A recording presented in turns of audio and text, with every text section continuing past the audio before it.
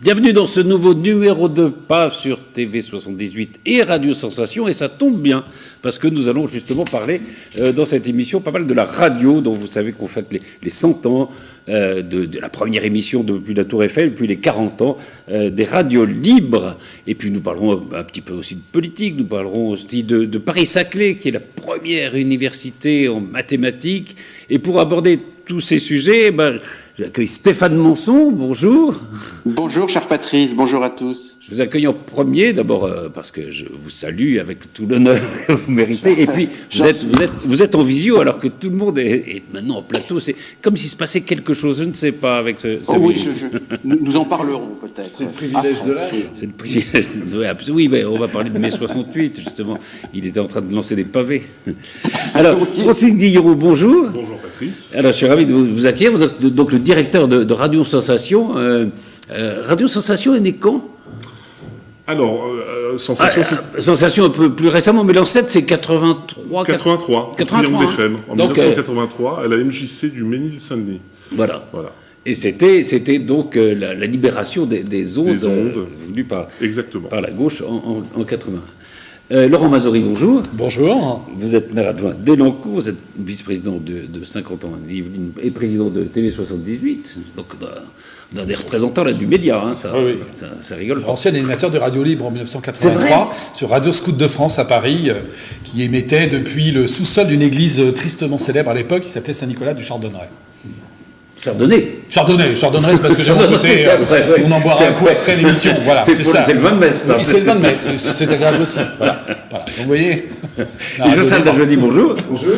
Vous êtes éditeur. Toujours. Et voilà, la dernière parution, pour quelques millions, c'est de Carl Pinault, alors qu'on avait eu la chance d'avoir dans un PAF, justement, qui vit... En direct de Bangkok, qui passe 6 mois de l'année en Thaïlande et 6 mois de l'année en France. Et là, Covid oblige, il a passé 6 mois en Espagne et 6 mois en France. Et là, il vient d'arriver en France. D'accord. Et justement, on avait parlé avec lui du Covid et de savoir comment ça se passait dans des pays... Ça se passe assez mal en Thaïlande. Absolument. Ouais. Alors, on va commencer par peut-être cette bonne nouvelle avant d'aborder les sujets. C'est Paris-Saclay qui est à la fois... à la fois, pas à la fois, mais à nouveau plutôt premier mondial dans le classement de Shanghai pour les mathématiques. C'est extraordinaire quand même, non ? C'est extraordinaire, c'est un classement qui est très complexe, dans lequel les critères sont très stricts, et puis ça rend vraiment grâce et tout le mérite qu'a cette université de Paris-Saclay. C'est vrai que là, aujourd'hui, elle est primée sur les mathématiques, mais c'est un des secteurs dans lequel elle excelle. C'est une vraie volonté d'avoir sur le plateau de Saclay, à 50 ans en Yvelines, un univers d'excellence, à la fois pour la pratique des nouvelles technologies, puisque c'est quand même essentiellement son orientation, mais également d'avoir su fédérer sur ce plateau, à l'initiative d'ailleurs à l'époque de Madame Pécresse, qui était ministre des universités, d'avoir su fédérer sur ce plateau tout ce que les matières grises peuvent compter en France, et d'être un petit peu aujourd'hui la Silicon Valley à la française, d'un point de vue déjà public, mais également parapublic, et d'y associer des entreprises privées, et non des moindres. Donc c'est une très belle réussite, c'est à mon avis une première reconnaissance, je suis certain qu'il y en aura d'autres dans les années à venir, et puis bien évidemment c'est un bassin très générateur d'emplois, à partir de ces matières grises, on n'est pas que dans la réflexion, on est aussi dans l'opératif, donc je crois que ça doit être salué pour le brio de cette réalisation de nos chercheurs. La raison de le souligner, c'est à la fois l'université, c'est à la fois la recherche et le lien entre justement l'université et les entreprises. Hein. Ça rejaillit évidemment sur l'ensemble du territoire. C'est ça, c'est en cela que je compare à la Silicon Valley, avec des entreprises par contre qui sont, on va dire déjà des entreprises installées, hein, qui ont de grosses capacités d'investissement, mais qui savent à travers la recherche la transcrire en ce qu'on appelle la recherche appliquée et au bénéfice de tous. Et je pense que c'est une très très belle réussite. Et c'est vrai que les mathématiques, ça ne parle pas à tout le monde. Néanmoins, je rappelle que c'est en amont de toute décision et de tout progrès scientifique, et entre autres en amont de tous les progrès liés aux nouvelles technologies. Ça parle surtout pas à nos collégiens qui sont nullissimes, quoi. D'après tous les classements PISA. C'est ça qui est curieux, c'est cette excellence des chercheurs et cette nullité apparente des jeunes classes, quoi. Ça, c'est quand même troublant. Beaucoup de mathématiciens primés. Bien sûr, on est On surperforme à partir d'un certain âge, mais là, on se demande comment on va surperformer dans 20 ans, parce que vu les classements actuels, c'est pas terrible. Alors, vous avez raison, en même temps, on a une grosse progression du nombre d'ingénieurs en France, et en particulier sur Saint-Quentin, mais c'est vrai qu'il y a un décalage entre, on va dire, la masse globale et effectivement la crème qui effectivement brille au niveau international. Mais soyons optimistes que vraiment le pourcentage des enfants, des jeunes volontaires à aller vers un métier d'ingénieur progresse. Donc voilà, on va être et en un plus, petit peu d'optimisme. c'est quand même un peu des exceptions, les grands mathématiciens. Moi, je me souviens de l'ancien patron de la Sorbonne, qui était mathématicien lui-même, qui était normalien, etc., et qui disait, mais moi j'ai vite compris, je ne serai jamais un grand mathématicien. Donc c'était quand même, donc c'est un niveau quand même exceptionnel. Francis, là-dessus, vous avez un commentaire? En tout cas, sur les écoles de journalisme, oui, on voit le niveau baisser depuis déjà quelques années. Oui, ça c'est vrai. Sur ces stagiaires, on voit la culture générale, et puis surtout l'Internet a un peu tout changé. C'est-à-dire qu'aujourd'hui, un journaliste, vous lui coupez Internet, c'est fini. Dans les écoles, on a déjà fait l'expérience, on leur coupe Internet, débrouillez-vous pour trouver vos sources, et malheureusement, c'est plus compliqué. Voilà, donc c'est souvent la référence, c'est Wikipédia, mais c'est un peu le problème. Ouais. Il faut faire attention à ce qu'il y a sur Wikipédia, il y a souvent des erreurs.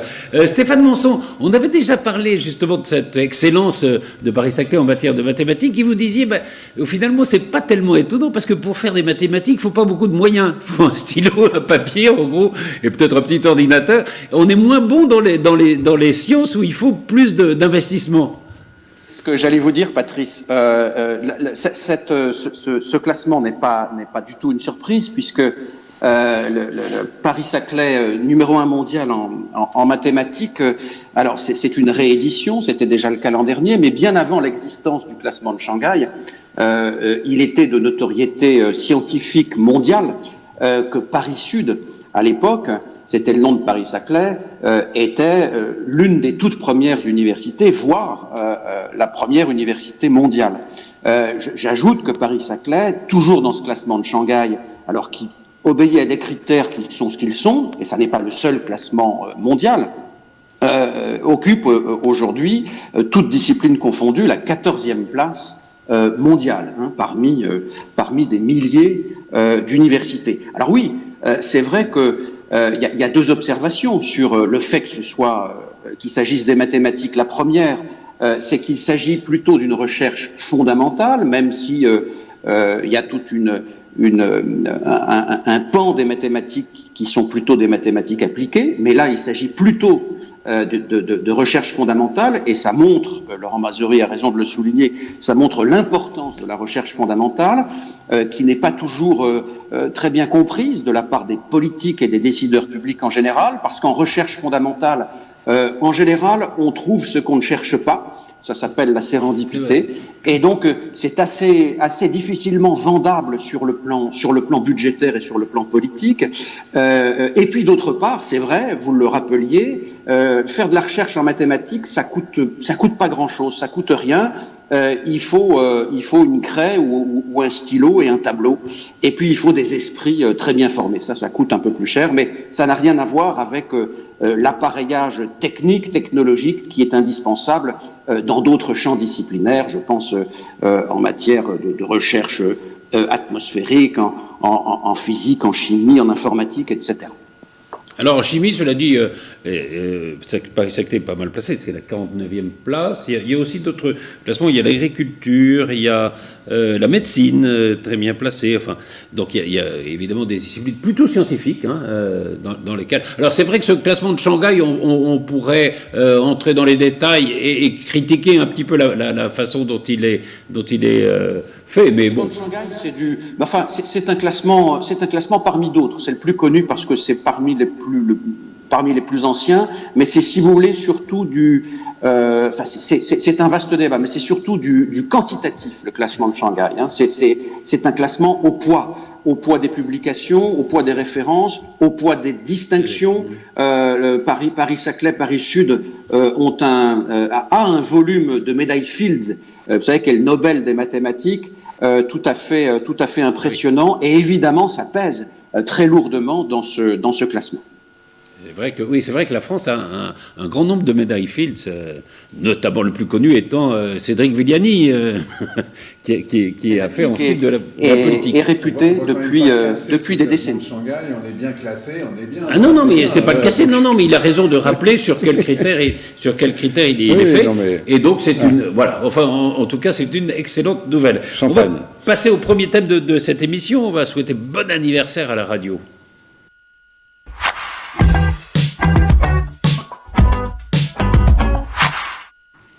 Alors, c'est vrai qu'on fête les 100 ans alors de la première diffusion depuis la Tour Eiffel. Alors, je ne sais pas pourquoi on a avancé beaucoup les choses, parce que c'était je crois, en septembre 1921. Enfin, on était pressé de faire cet anniversaire. Et la loi, on va parler aussi de la loi sur la radio libre, je crois que c'est novembre. Oui, mais c'est mai 81 pour la libéralisation des radios libres. Des radios libres. Et voilà, c'est ça, je pense que la date importante. Et puis la Tour Eiffel doit pratiquement son existence au fait qu'il y ait la radio, parce qu'elle était faite pour être supprimée, puisqu'elle avait été faite pour l'exposition universelle, elle devait disparaître, elle est restée grâce à la radio.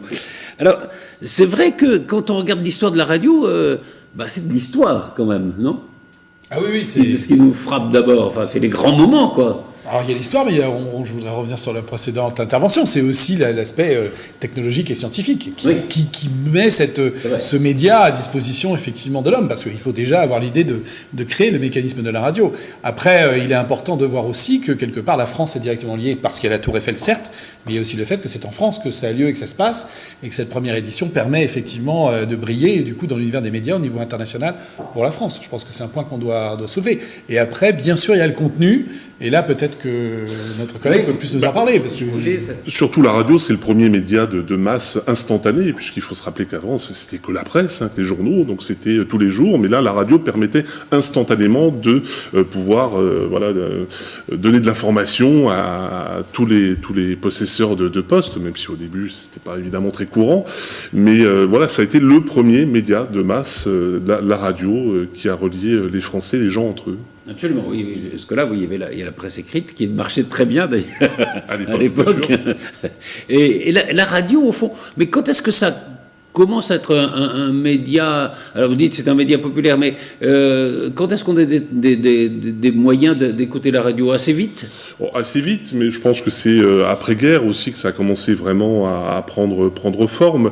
La guerre, et notamment l'appel du général de Gaulle, c'est un peu ce qui a popularisé aussi... Oui, mais personne ne l'entend. En fait, il y a eu très peu de gens, dit-on, le 18 juin, qui ont écouté... C'est ce qui a popularisé la radio en tant que telle, pour se dire il faut investir dans des postes de radio. Les postes de radio sont devenus beaucoup plus populaires à l'époque. Oui. Il y a quand même des messages radio annonçant le débarquement, quand même. Aussi.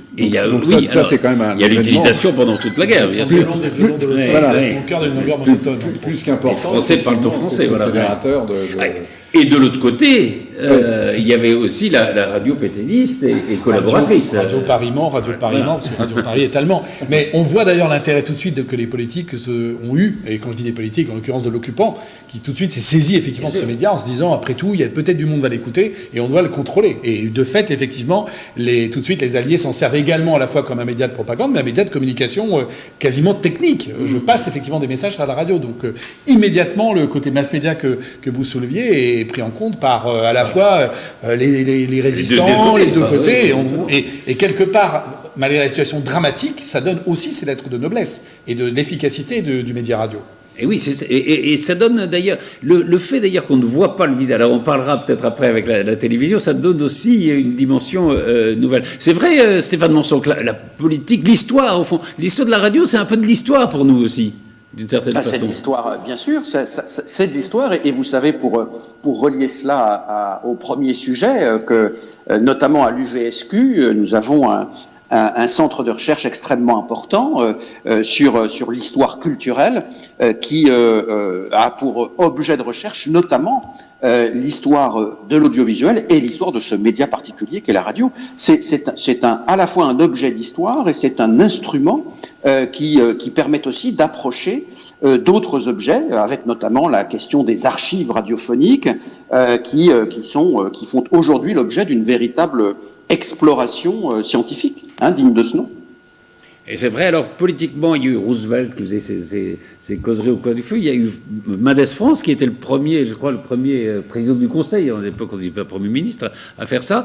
Et puis après arrive quand même la télévision. De Gaulle, les grands interventions. Et, au début, d'ailleurs, on disait qu'il maîtrisait pas trop la télévision, donc il prend des cours avec un sociétaire de la Comédie Française. Et bon, il fait ses discours à la télévision. Mais quand il y a des moments dramatiques, et je pense à mai 68 et son discours où il va essayer de reprendre les choses en main, c'est à la radio. On en écoute un extrait. Françaises, Français, étant le détenteur de la légitimité nationale et républicaine, j'ai envisagé depuis 24 heures toutes les éventualités, sans exception, qui me permettraient de la maintenir. J'ai pris mes résolutions. Dans les circonstances présentes, je ne me retirerai pas. C'est intéressant parce que, au fond, c'est comme ça qu'il reprend la main. Hein. Il y aura cette manifestation, enfin, les événements vont se retourner. Et comment vous expliquez qu'il ait choisi plutôt la radio que la télévision, justement? Mais c'est aussi parce que c'était la radio, c'était l'immédiateté absolue dont parlait monsieur tout à l'heure. C'est-à-dire que même les manifestants étaient au courant immédiatement. Les gens d'Europe 1 à l'époque étaient quand même très actifs. Ils disaient oui, il y a un barrage là-bas, il y a des... Alors, c'est vrai que c'est la naissance d'Europe 1, plus ou moins de RTL, parce qu'ils étaient sur le terrain alors que les radios nationales étaient un peu... Et c'était cette intrusion de la radio. Donc je pense que le général de Gaulle avait bien compris que comme tout le monde se mettait à écouter ça, c'était merveilleux et qui toucherait aussi cette population d'étudiants pour lui de factieux. Il n'y a pas une dramatisation du fait qu'il n'y ait pas l'image? Moi, je crois quand même à ça, non? Oui, ça laisse forcément fonctionner l'imaginaire. Hein. C'est tout l'avantage de la radio. On en reparlera tout à l'heure avec l'image aujourd'hui, mais oui, ça faisait travailler l'imaginaire. Les gens étaient très attentifs. Aujourd'hui, oui, les familles sont souvent devant leur poste de télé, mais à l'époque, les familles se réunissaient devant le poste de radio, qui était vraiment l'attraction au milieu du salon.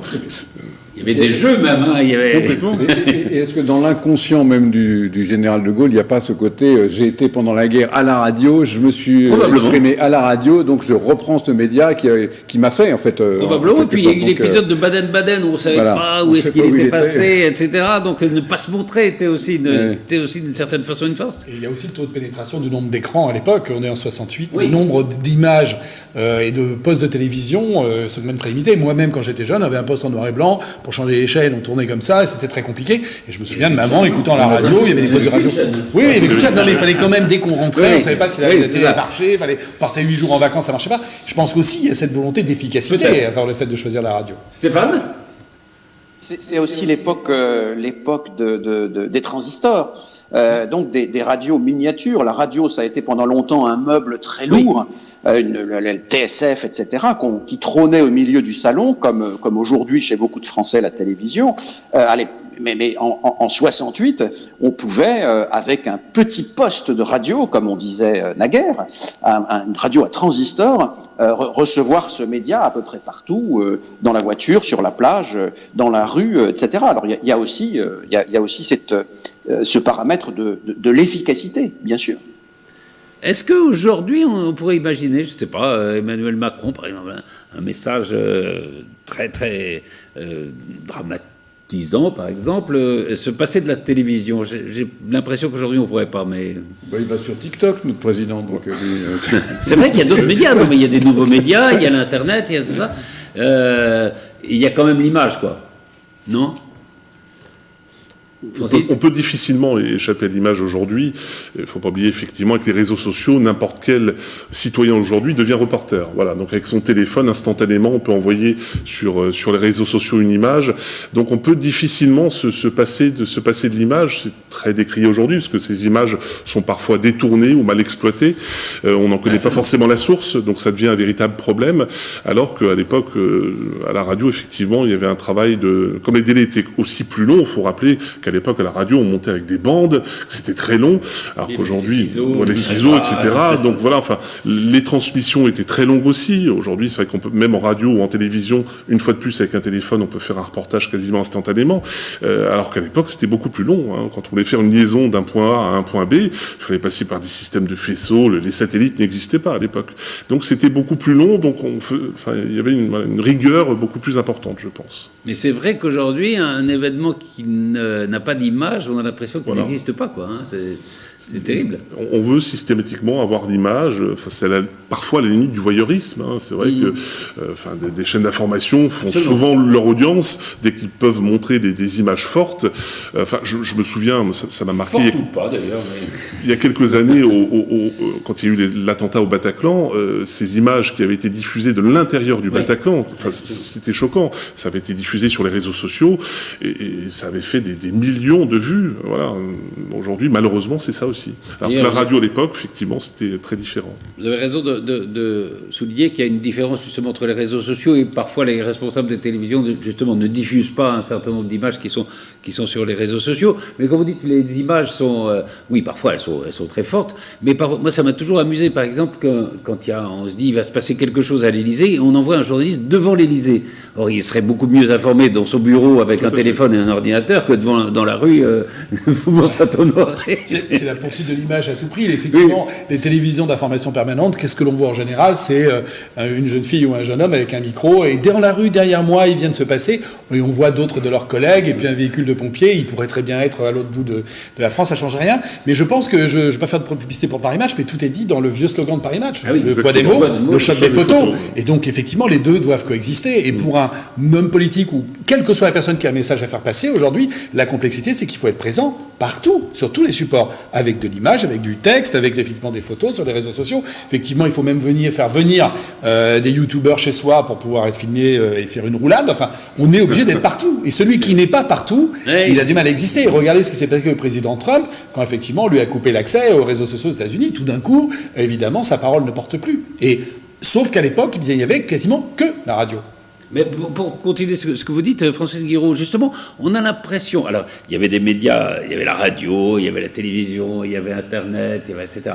Et on a l'impression qu'on arrive à une sorte de mélange de tout. La radio est le plus souvent filmée maintenant. Tout à fait, oui. Même, hein, on pratique, effectivement, on filme enfin, tous les médias se croisent aujourd'hui, effectivement, enfin, font de l'écrit à travers Internet, l'image à travers Internet encore. Enfin, c'est un peu Internet qui a un peu regroupé tous les médias, les multiplateformes. Alors, oui, c'est vrai que souvent, c'est encore un débat que j'ai eu la semaine dernière. Est-ce qu'on doit filmer, absolument tout filmer dans la radio? Alors, je pense que ce qu'on appelle les radios de flux, les radios musicales, montrer un animateur dans son studio, ouvrir son micro pour désannoncer un disque, ça n'a pas d'intérêt. Après, quand on fait des émissions politiques, comme on en fait avec TV78 par exemple, ou des magazines avec des invités, là, ça a un peu plus d'intérêt, effectivement, parce que du coup, nos émissions sont diffusées chez vous et PAF aujourd'hui est diffusée aussi sur Radio Sensation. Donc voilà, je pense qu'il faut de la mesure. Tout filmer à tout prix, non, ça n'a pas forcément.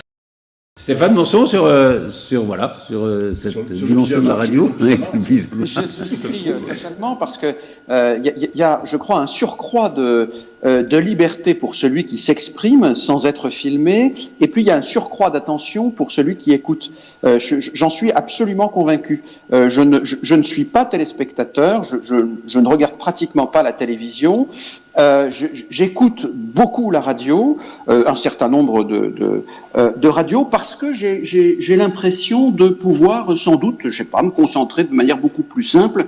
Je suis pas multitâche, manifestement, à la radio qu'à la télévision. Et je pense que, en effet, l'image, eh bien, on la voit plus vite par rapport à la voix qu'on entend après. Alors, même si c'est un micro décalage, je crois que c'est vraiment important. Et ces radios filmées, c'est vrai que je trouve ça un peu dommage. Bon, je comprends que ce soit perçu comme étant le cheminement d'une sorte d'évolution, de progrès, mais enfin, moi j'aime bien que les choses soient un peu plus nettement distinguées. J'écoute la radio pour l'écouter et pas pour la regarder.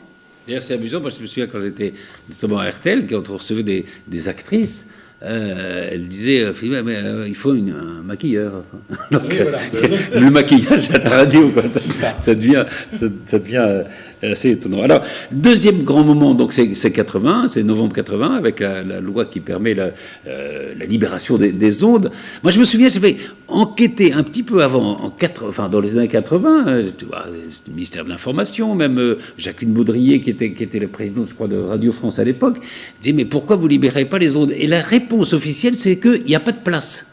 C'est pas qu'on voudrait pas, c'est qu'on peut pas. C'était quand même une réponse incroyable, quoi. Alors que la bande FM était un monopole d'État. Voilà. Oui. Il n'y avait rien dessus, à part les stations de Radio France, quelques radios de Radio France. Non, mais il y a l'armée, il y a tout ça. Non, il n'y a aucune place. C'est assez étonnant, comme déni, quoi.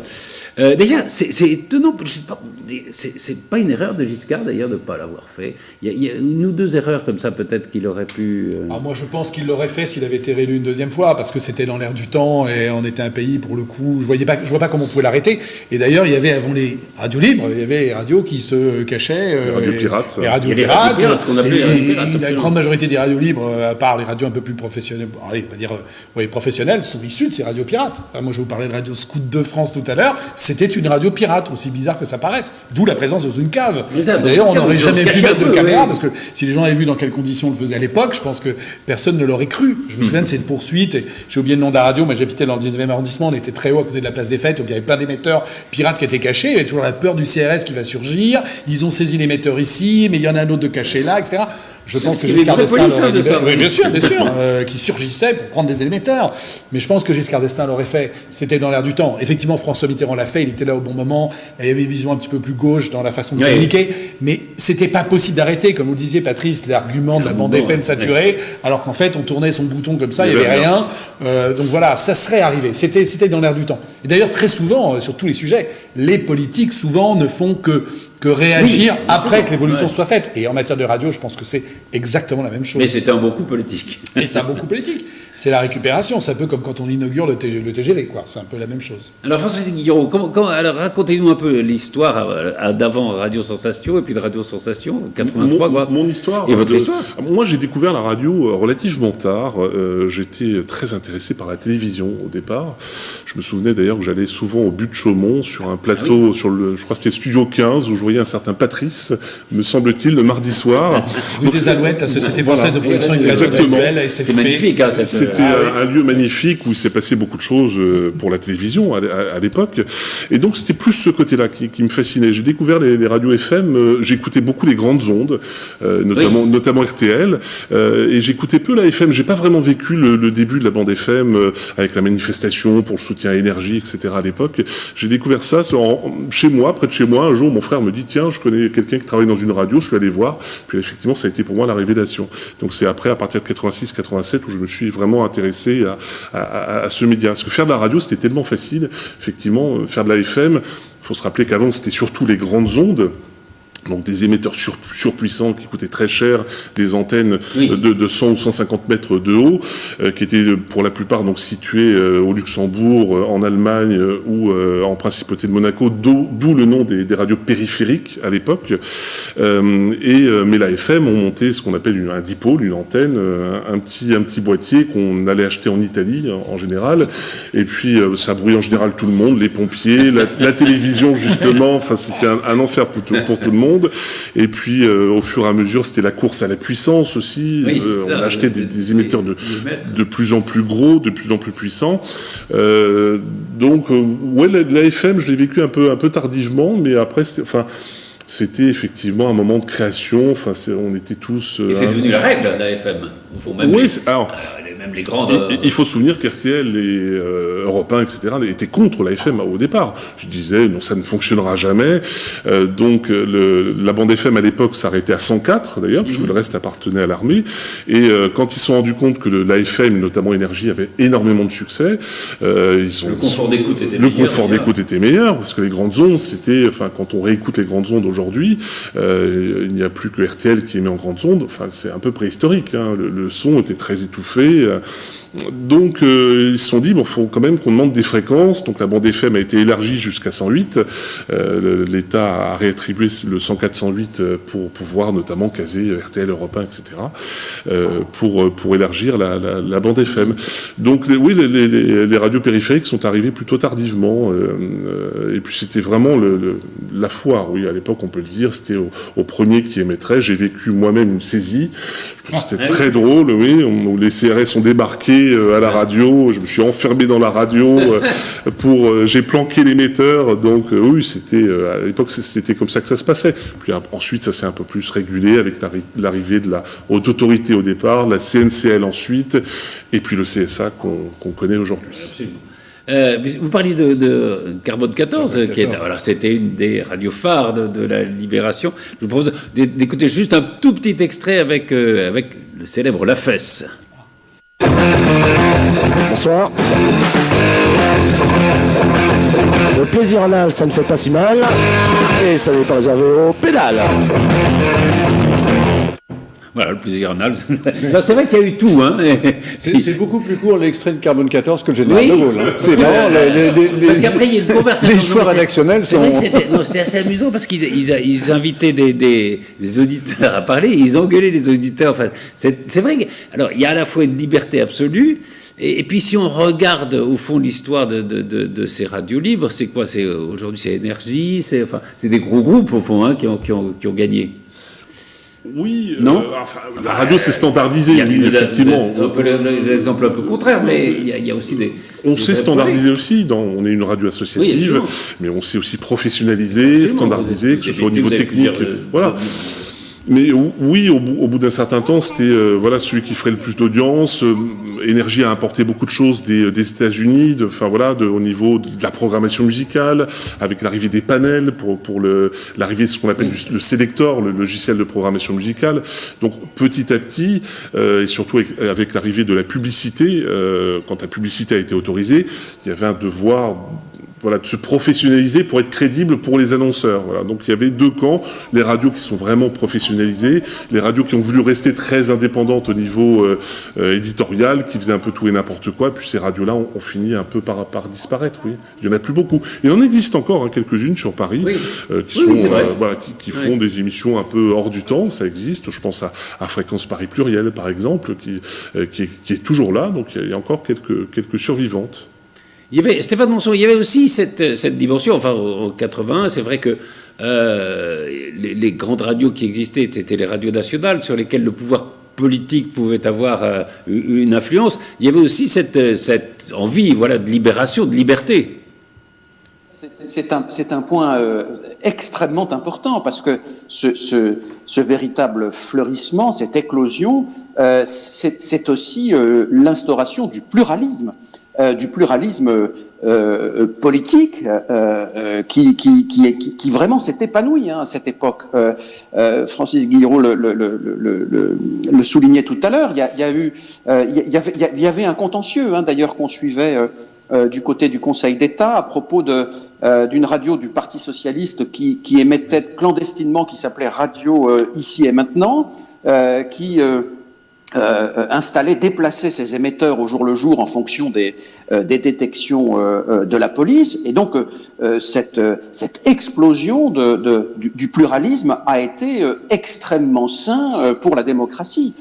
Cette liberté de parole, alors qui allait parfois très loin. On a aperçu Jean-Yves Lafesse tout à l'heure. Moi, elle dépassait aussi le simple registre politique. Je me souviens pour revenir à Carbone 14, des émissions justement avec Jean-Yves Lafesse et Super Nana, dont vous vous souvenez peut-être, où je me souviens, moi j'écoutais ça. Alors c'était très drôle, c'était très amusant pour l'adolescent que j'étais, mais on mesurait aussi, où il y avait aussi la première version de RFM avec Coluche, qui tenait l'antenne pendant des heures. Il y avait un sentiment de très très grande liberté, de robinet à liberté qui s'ouvrait. Et ça a aussi vraiment une influence considérable sur le champ politique, sur le débat politique, sur le débat public.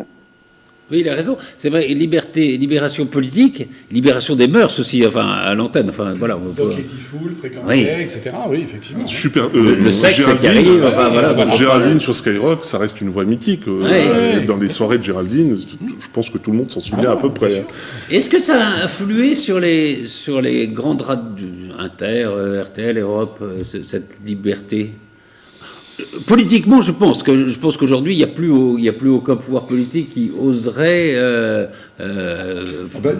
Disons qu'il y a 40 ans, je vois mal Brigitte Lahaie sur, je crois qu'elle est sur RTL ou sur. Non, elle était sur RMC, mais. Sur RMC. Non, mais je veux dire, l'intrusion d'une ancienne hardeuse dans une grande radio, voilà, il y a 40 ans, c'était même pas concevable. Maintenant, tout le monde dit oui, c'est normal, c'est très bien, pourquoi pas. Après, je ne présume pas de la qualité de son émission, mais en tout cas, sa présence signifie bien qu'il y a si je puis dire, une pénétration pénétration des choses. Je serais moins optimiste, en fait. Je suis d'accord sur le fait qu'il y a eu cette libération. Et d'ailleurs, il y a eu un peu la même tendance, et vous y étiez à l'époque, sur la télévision, je pense à Apostrophe ou autre.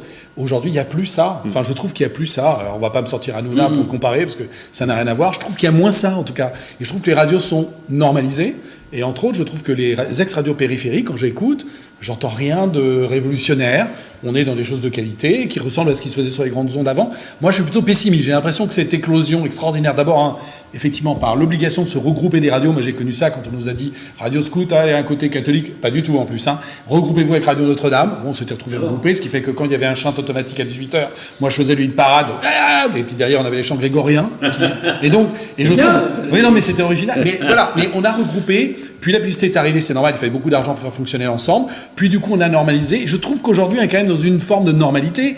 Par exemple, je vois mal, pour revenir à la télévision, mais ça relève pour moi de la même libération, je vois mal le samedi à 20h, la Coco Girl revenir à la télévision, quoi. Ah oui, je suis un peu... Voilà, c'est à la fois Brigitte Lahaie, RMC l'a fait disparaître. Enfin, j'aimerais, voilà. Mais en même temps, c'est probablement pas un hasard si on parle plus de radio libre, mais de radio privée. C'est ça, exactement. Voilà. Tout est dit. Tout est dit. Mais vous avez raison, Francis. C'est vrai que le marketing s'est aussi emparé de ça. Je sais pas, les radios musicales savaient exactement quel morceau passait à quelle heure, etc. Tout ça est assez, enfin pas réglementé, mais étudié. Enfin, en tout cas. Les panels sont arrivés, pour tester les disques que l'on reçoit ou qu'on recevait auprès d'un panel pour savoir quoi passer à l'antenne. Beaucoup de radios l'utilisent aujourd'hui. Nous, sur Sensation, on l'utilise absolument pas. Nous, c'est au feeling encore, c'est à l'ancienne. Mais oui, malheureusement, mais l'industrie du disque aussi, c'est standardisé. Quand on voit tout ce qu'on reçoit, clairement, enfin, c'est du pareil au même. Parfois, ce sont des copier-coller d'autres titres. Donc, la liberté, oui, ça a été une grosse effervescence dans les années 80, et ça s'est forcément dissipé, où il y a des choses qu'on n'entendrait plus aujourd'hui. Même a posteriori, Coluche, aujourd'hui, il referait ses sketchs ou ses émissions sur une radio, il se ferait démolir instantanément. Il a été viré à l'époque. Oui, c'est vrai. Les inconnus n'existeraient pas. Bien sûr. Les inconnus n'existeraient pas. Colaro avec son Colaro Coco Show, là. Enfin, c'est Colaro Show, c'est impassable. Ça serait visible aujourd'hui aussi. Je suppose qu'on a envie de. On ne pourrait plus montrer les Coco Girls, par exemple. C'est terminé. Je veux dire. Stéphane, vous avez l'impression qu'on a perdu un peu de liberté, justement? Oui, alors je suis d'accord, il y a eu une espèce de normalisation, mais c'est à l'image de la société, je pense. La radio, c'est l'une des images, l'un des reflets de la société, mais ce qui compte, c'est que qui est quand même un socle pluraliste qui puisse continuer à exister, même s'il y a un peu moins de relief, il faut quand même que le pluralisme puisse continuer à s'exprimer. Il ne faut pas oublier une chose aussi importante, c'est que les fréquences ne nous appartiennent pas. Elles appartiennent toujours à l'État. L'État nous donne une concession pour 5, 10 ou 15 ans. Et voilà, Sensation aujourd'hui, Yveline, son autorisation de fréquence arrive à échéance à la fin de l'année. On doit représenter un dossier. Ça refait un appel à candidature. Donc l'État est toujours propriétaire du parc de fréquences en France. Donc voilà, on a des comptes rendus à fournir chaque année. On doit conserver nos enregistrements d'enregistrement pendant un mois minimum, parce qu'il peut y avoir un contrôle sur les quotas de chansons françaises qui nous ont été imposés dans les années 90. Ça a été aussi un changement important, puisque voilà, on nous importait de diffuser 40% de chansons françaises minimum. Ce qui est dommage, c'est qu'on ne vous ait pas imposé les horaires de passage, parce qu'on constate quand même que la chanson française, c'est souvent de 2h du matin à 3h. Non, parce que les quotas sont comptabilisés de 6h30 à 22h30. J'ai toujours trouvé que c'était très tard, la chanson française. Mais souvent, effectivement, les radios ont tendance à mettre ça après 20h. Voilà. On bourre les quotas, comme on dit. C'est une bonne mesure, je trouve, non non. Ça limite un peu. Oui, une fois de plus, c'est un peu le côté pervers du système. Alors le CSA a essayé de trouver une mécanique pour changer pour trouver une solution, c'est qu'on avait toujours les mêmes artistes. Vous aviez des artistes qui étaient diffusés 10, 20, 30 fois par jour. C'était infernal. Donc le panel d'artistes s'était réduit. Mais aussi parce que l'industrie musicale nous envoie peu de choses. De manière générale, il faut aller les chercher. Alors, quand on a des Hoshi sur 50 ans en Yvelines que l'on découvre, c'est tout bénef pour nous, on est très contents. Mais aujourd'hui, au niveau du panel musical, c'est quand même très compliqué. La radio fait encore le succès des chanteurs, des chanteuses. Oui. Je me rappelle d'une anecdote par rapport à Énergie, justement, où Madonna avait refusé de venir sur les Energy Music Awards. Et à l'époque, Max Guazzini avait donc dit, puisque c'est comme ça, on la programme plus sur Énergie. Et ça avait fait quand même chuter les ventes. Donc oui, les radios sont encore prescriptrices en matière de programmation musicale, puisque la radio reste le média préféré des Français, ça reste très écouté, même si l'audience générale est en baisse, mais ça reste quand même très très écouté. Et vous avez raison de le dire, c'est le média dans lequel les Français ont le plus confiance. Chaque enquête le confirme. Alors, pas les jeunes. Les jeunes. Alors, ça, c'est un vrai problème. C'est de dire que c'est aussi un média dont le public a tendance un peu à vieillir. Oui, complètement. Les jeunes, aujourd'hui, écoutent beaucoup moins la radio. C'est essentiellement les réseaux sociaux. Ce sont les plateformes de streaming qui sont utilisées. Mais les jeunes écoutent beaucoup moins la radio. Alors, pour la musique, bon, pourquoi pas. Pour l'information, c'est plus gênant. Parce qu'effectivement, la crédibilité de l'info sur les réseaux sociaux, là, c'est un problème. Donc, les jeunes, écoutent beaucoup moins la radio aujourd'hui. Et regardent peu la télé aussi. En un mot, l'avenir de la radio, vous le voyez comment ? Il faut savoir se renouveler. Je pense que c'est le contenu. La musique ne fera plus la radio aujourd'hui. Pas essentiel, pas que la musique, donc les contenus locaux. Et surtout, nous, en tant que radio locale, on a véritablement un atout, c'est d'informer les gens au quotidien sur ce qui se passe dans votre région, comme le fait TV78 au niveau local pour la télévision. Parce qu'on sait ce qui se passe vraiment à l'autre bout du monde, mais finalement, près de chez nous, on ne sait plus. Voilà. Donc, les gens reviennent vraiment à ça. Les locales de France Bleu, de Radio France, fonctionne très bien dans beaucoup de régions, c'est pas pour rien, c'est parce qu'il y a une vraie proximité. Donc il faut réintroduire de la proximité, de la voix, de l'information, et c'est ça l'avenir de la radio. Et l'avenir de la radio, c'est évidemment le DAB+, la radio numérique terrestre, un changement plus les podcasts. Plus les podcasts, on en fait depuis très longtemps. Internet aussi, nous, l'audience numérique a explosé et à la faveur du confinement, on s'en est rendu compte. Donc ça va être un petit peu un mix de tout ça, voilà, Internet, le DAB, la FM encore qu'il y a quelques années.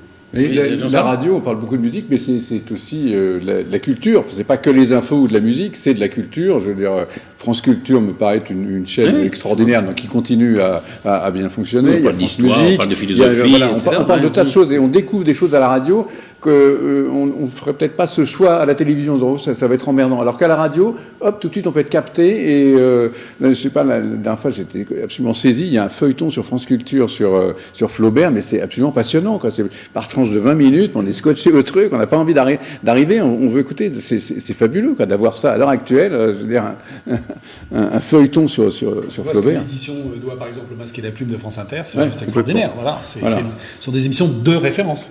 Il ne faut pas oublier que la radio, au tout début, c'était essentiellement de la fiction qui était faite en direct avec des comédiens dans des studios. Les grands feuilletons. La radio, dans ses débuts, c'était vraiment ça. Avec Pierre Dac et tout ça. Exactement. Orson Welles aux États-Unis. Et Orson, oui.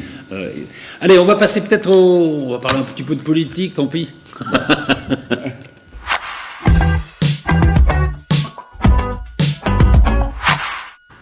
Alors, il y a eu interview hier de Jean-Luc Mélenchon, alors qui était assez intéressante, parce qu'il rappelle des faits qui ont existé pendant les campagnes électorales.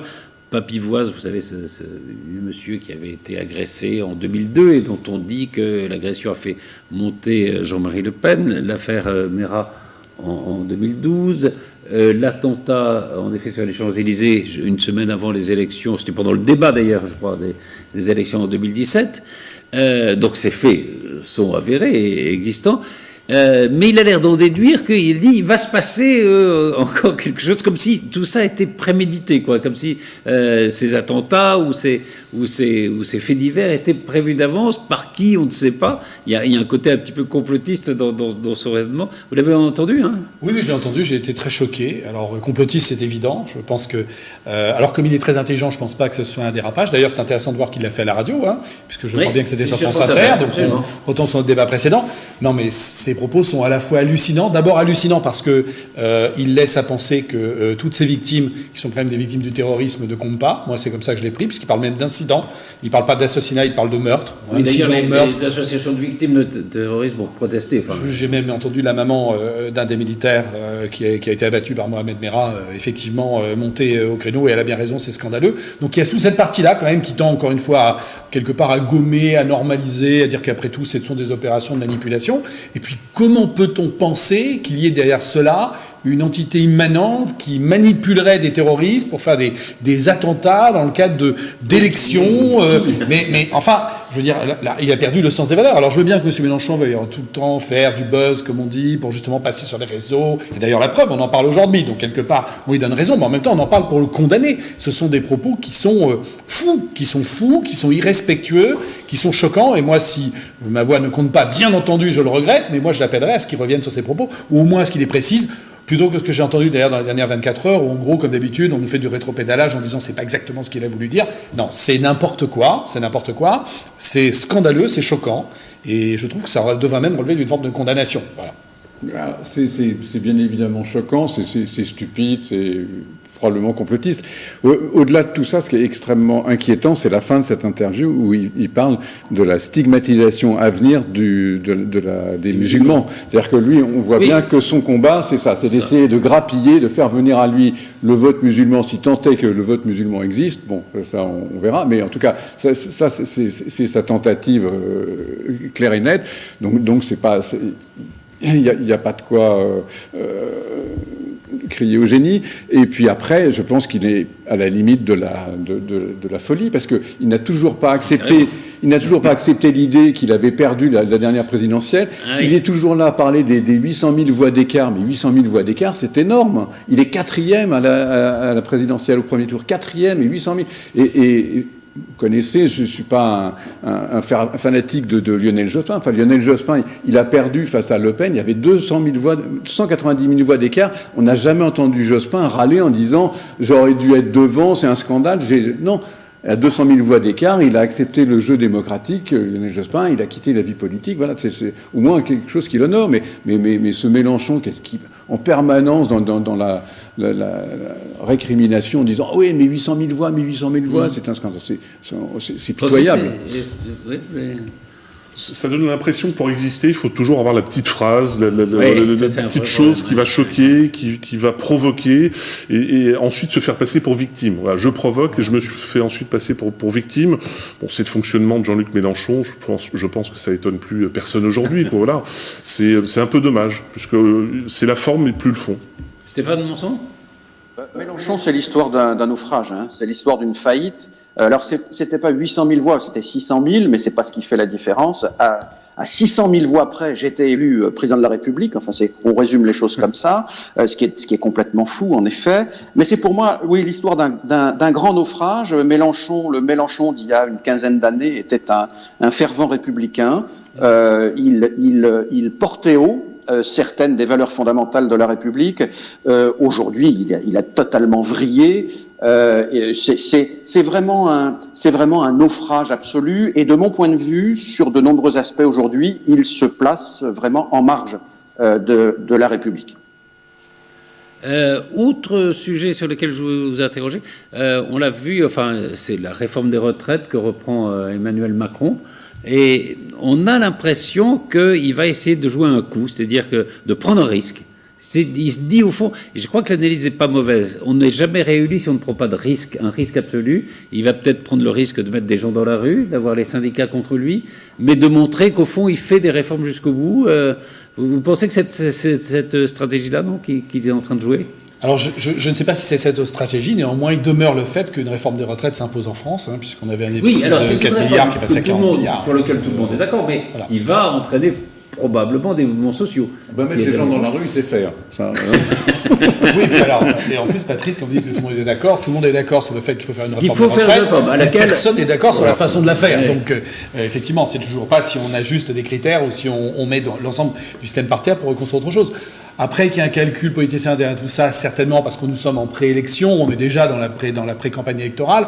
Après, il y a aussi la réalité de voir le calendrier parlementaire, et quand on le regarde, on se rend compte qu'on ne voit pas très bien comment on place une réforme de retraite d'un point de vue parlementaire. Il n'y a plus de place dans le calendrier. Qu'elle soit votée, ça c'est autre chose, mais qu'elle soit annoncée, qu'elle soit... alors c'est toujours intéressant de savoir qu'on lance sur une réforme qui ne sera pas votée. Bon, et là, à ce moment-là, je vous rejoins, on retombe dans une zone de manipulation. Les gens qui veulent se faire réélire pendant la dernière année, il ne faut plus rien. Alors, en général, ils font plutôt des cadeaux. Enfin, des cadeaux. En général, effectivement, la première année, on fait des réformes. Ils ne vont pas chercher l'affrontement, quoi. Non, c'est assez compliqué. Mais en même temps, peut-être que ça peut permettre de, pourquoi pas, de faire basculer certains électeurs. Je crois qu'il va essayer de prendre un risque pour essayer de... Après tout, ça serait le premier président réélu d'un quinquennat, en tout cas. Mais je ne voudrais pas qu'on gomme... Moi, ce que je voudrais simplement dire, c'est que je ne veux pas qu'on gomme la nécessité de la réforme. Et que du coup, parce qu'effectivement, ça pourrait être... un coup politique. Oui, voilà. Je pense, oui, il faut faire une réforme des retraites en France.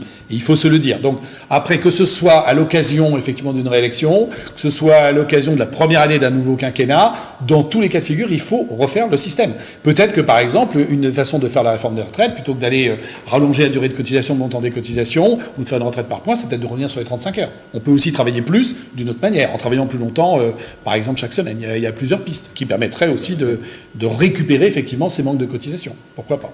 Stéphane, vous pensez que pour être réélu, il faut prendre des risques ?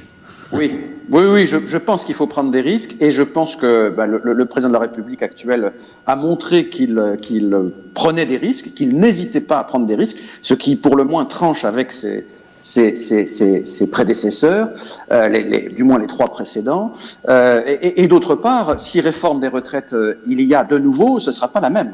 Ce sera pas la même réforme. Déjà, le message commence à passer. Hein. Donc, moi, je suis convaincu que dans les 10 mois qui viennent, cette réforme-là, et peut-être pas seulement, seront remises sur le métier. Ça, j'en suis absolument convaincu. Le dernier sujet, parce que c'est une qui m'a amusé, c'est celle de Marianne sur l'esprit de sérieux qui peut-être nous enferme.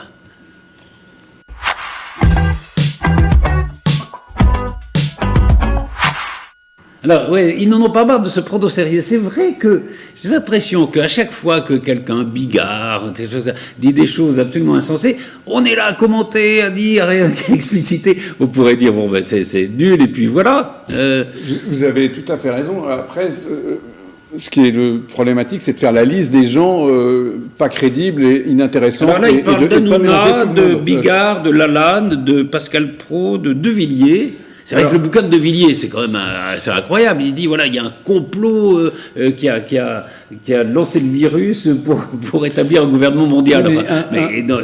Généralement, on va à l'asile quand on dit ça. Un bouquin qui se vend à des milliers d'exemplaires, on ne peut pas non plus le traiter sous silence. Ça veut dire qu'il a quand même trouvé son public. Et bon, j'ai pas lu le livre. C'est a priori un peu abracadabrantesque, mais on ne peut pas balayer comme ça d'un revers de main en disant ça nous plaît pas, etc. C'est comme Pascal Praud, je sais qu'il est très très chic de dire que c'est pas bien. Il y a des millions de gens qui l'écoutent tous les jours, il y en a un petit peu plus. Enfin, en tout cas, c'est vraiment une émission qui compte, tout le monde y va, les hommes politiques commencent à s'y précipiter, et donc, mais comme ça plaît pas aux médias principaux, on dit, ah bah oui, alors lui c'est un clown, mais il y a quand même rien en commun entre Pascal Praud et Bigard, ni entre Hanouna et Éric Zemmour, enfin voilà, donc je suis pas d'accord avec cette liste. Il y a des gens qui ont pris le melon, oui, mais voilà. Non, après c'est sur des cas différents. Voilà.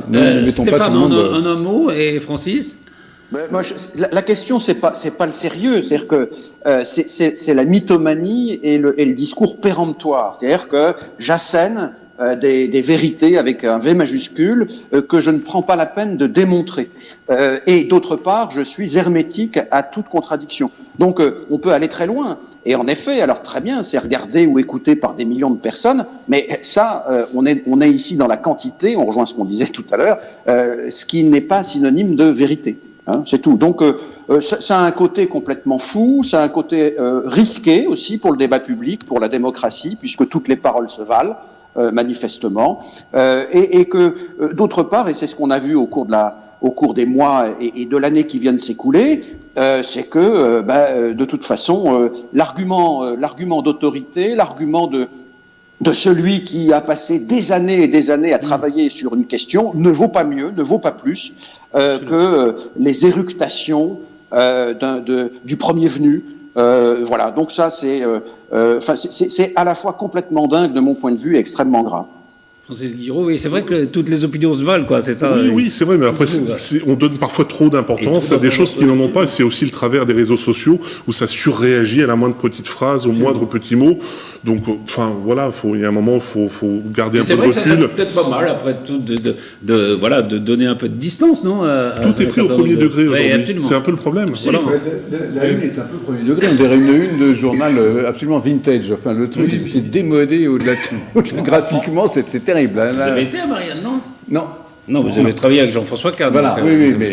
En plus, je partage assez le fait que la liste est un peu à la Prévert et qu'on parle des choses qui ne sont pas comparables. Rien à voir. Qu'il faut vendre, ça fait qu'il faut aussi vendre. une Après, j'entends tout à fait ce que disait Stéphane Manson sur le fait qu'il faut démontrer effectivement les propos quand on les fait. En même temps, ce sont des polémistes, donc ça participe au fait qu'ils n'ont pas à les démontrer. Et en plus, il y a toujours un peu un côté Paris-Province aussi, parce que pro, c'est un peu la parole du territoire, un petit peu simple, mais c'est aussi des gens qui existent. Et puis enfin, je finirai sur le fait que Marianne ne se prenne pas eux-mêmes au sérieux, parce que la ligne du dessous, je vois les carottes critelles quand on les arrache. Oui. Donc on voit bien que Marianne rentre dans la même catégorie quelque part. Moi, j'avais un autre débat, mais on n'a plus le temps, qui était essentiel quand même, qui était dans le Figaro, pour ou contre la chemisette. Je vous propose d'en parler à une autre émission. On est contre.